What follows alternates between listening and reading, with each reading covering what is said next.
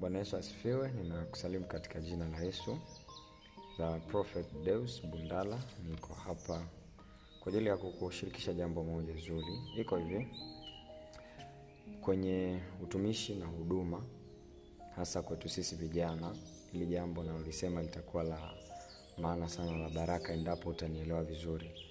Tumekuwa na wimbi kubwa la watu wengi ambao wamekuwa wakiripotiwa wakiwa wamechanganyikiwa, wakiwa katika hali ngumu, na wengine hata kutaka kuwa vichaa, hasa kwenye hii safari ya kumtafuta Mungu.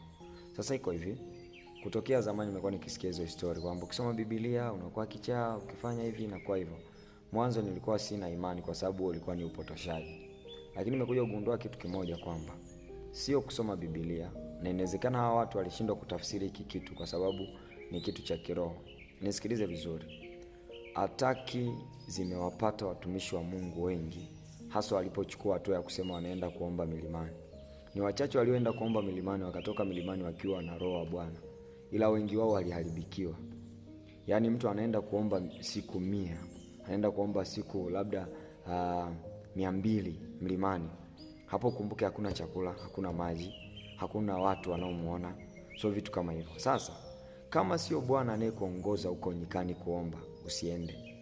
Kama si Mungu anayekuambia nenda kaombe, usiende. Kwa nini? Kwa sababu mifungo mingine au maombi mingine ya mlimani ni sauti za mashetani ambazo lengo uende upotee. Na ambaya zaidi na wakuta watu ambao hawana malezi ya kiroho.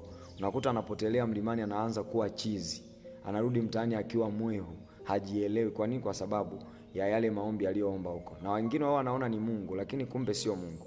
Sasa nisikilize vizuri, mtumishi wa Bwana. Hakikisha unakuwa chini ya usimamizi na uangalizi, hasa pale unapokuwa mtoto kwenye ishu ya maombi na ukuaji wa kiroho.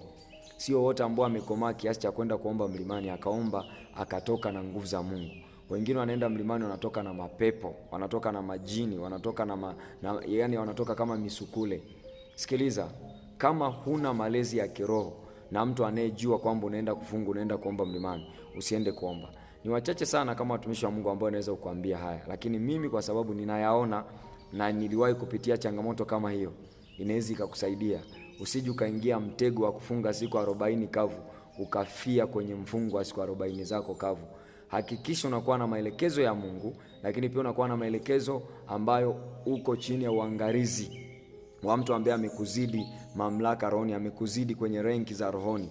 Na hakuna mtu ambaye nimeona, hata kuna wengine wanasema hakuna baba, si vitu kama hivyo. Huo ni uongo. Usije ukasikiliza mambo kama hayo. Mungu akubariki. Amen. Prophet Deus Bundala.